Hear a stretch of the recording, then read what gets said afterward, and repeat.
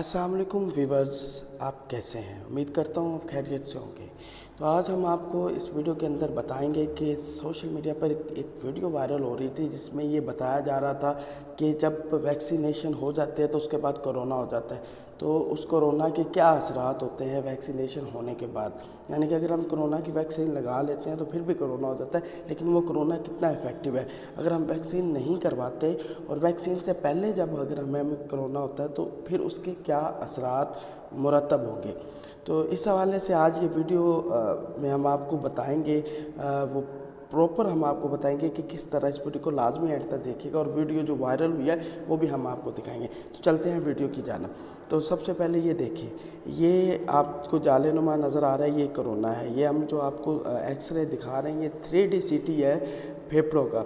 ये जालेनुमा जो आपको नज़र आ रहा है ये कोरोना है, और ये आप देख सकते हैं कि किस तरह ये फेफड़ों के अंदर मौजूद है। पर ये कोरोना वैक्सीनेशन के बाद वाला है, यानी कि अगर आपको वैक्सीनेशन कोरोना की लग चुकी है उसके बाद ये अगर आपको कोरोना होता है तो ये आपको नज़र आ रहा है।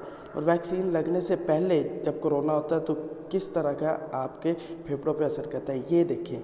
ये है वैक्सीनेशन से पहले, यानी कि अगर आपने वैक्सीनेशन नहीं करवाई तो ये कोरोना आप देख रहे हो फेफड़ों की हालत क्या है। तो ये दोनों का मुआवजा करके देख लें, एक तरफ है वैक्सीनेशन लगने के बाद का कोरोना और एक तरफ है वैक्सीनेशन लगने से पहले का कोरोना।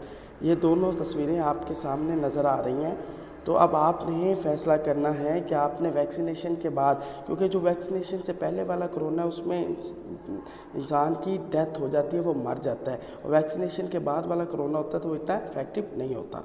जी नाज़रीन, तो मेरी वीडियो कैसी लगी? अगर आपको मेरी वीडियो पसंद आ रही है तो अभी मेरे चैनल को सब्सक्राइब करें ताकि हर आने वाली नई वीडियो आप तक पहुंच सके। शुक्रिया।